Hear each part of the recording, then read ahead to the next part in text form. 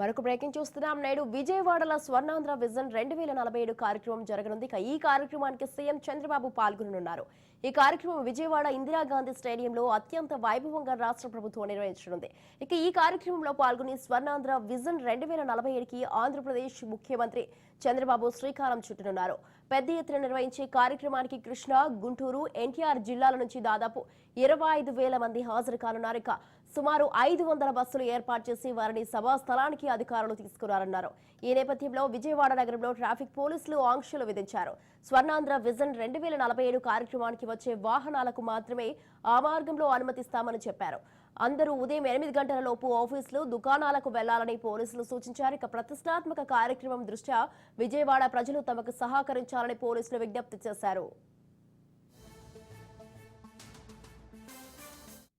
Right, ఈ విషయంపై మరింత సమాచారాన్ని మా ప్రతినిధి క్రాంతి ఫోన్ లైన్ లో ఉన్నారు. Kranthi, good morning Swathi. ఐశ్వర్య ఆరోగ్య ఆంధ్రప్రదేశ్, ఆనంద ఆంధ్రప్రదేశ్ గా సాకారం లక్ష్యంగా స్వర్ణాంధ్ర 2047 విజన్ డాక్యుమెంట్ ఆవిష్కరణ కార్యక్రమానికి సంబంధించి ఇప్పటికే అధికారులు భారీ స్థాయి ఏర్పాట్లు చేయడం జరిగింది. అయితే ఈ కార్యక్రమానికి సంబంధించి అధికారులు ఎంతో ప్రతిష్టాత్మకంగా తీసుకున్నతో పాటు రాష్ట్ర ప్రభుత్వం ఎంతో ప్రతిష్టాత్మకంగా తీసుకున్న ఈ కార్యక్రమానికి సంబంధించి ఈ రోజు విజయవాడలోని ఇందిరాగాంధీ మున్సిపల్ స్టేడియంలో విజన్ డాక్యుమెంట్ ని సీఎం చంద్రబాబు ఆవిష్కరిస్తారు. చంద్రబాబుతో పాటు పలువురు మంత్రులు, ప్రజాప్రతినిధులు ఈ సమావేశానికి హాజరవుతారు. ఉమ్మడి 13 జిల్లాల నుంచి కూడా స్థానిక ప్రజాప్రతినిధులు, ప్రజలు హాజరయ్యే ఈ సభకు సంబంధించి భారీ ఏర్పాట్లు చేయడం జరిగింది.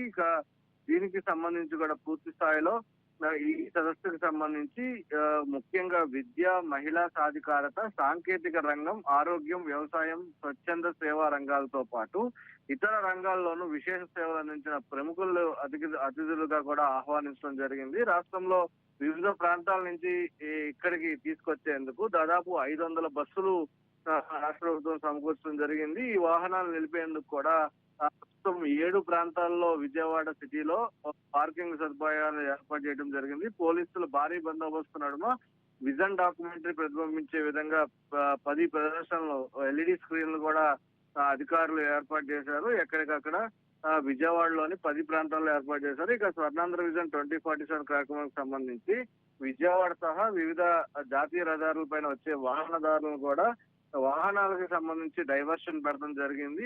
జనం వస్తున్న నేపథ్యంలో ట్రాఫిక్ ఇబ్బందులు తలెత్తకుండా విజయవాడ, హైదరాబాద్, అదేవిధంగా చెన్నై, కోల్కతా జాతీయ రహదారులపైన వచ్చే వాహనాలకు సంబంధించి ఉమ్మడి నల్గొండ, కృష్ణా, గుంటూరు, ప్రకాశం జిల్లాల్లో పలు చోట్ల వాహనాలను వేరే మార్గంలో మళ్లించడంతో పాటు ఈ రోజు ఉదయం 5 గంటల నుంచి సాయంత్రం 4 గంటల వరకు ఇది అమల్లో ఉంటుందంటూ కూడా సిపి దీనికి సంబంధించి ఆదేశాలు జారీ చేయడం జరిగింది. ఇక్కడ సిటీలో ఉన్న సామాన్య ప్రజలకు ఎవరికి కూడా ఇబ్బంది కలగకుండా పూర్తి స్థాయిలో ఈ ట్రాఫిక్ డైవర్షన్ చేయబడటం జరిగింది.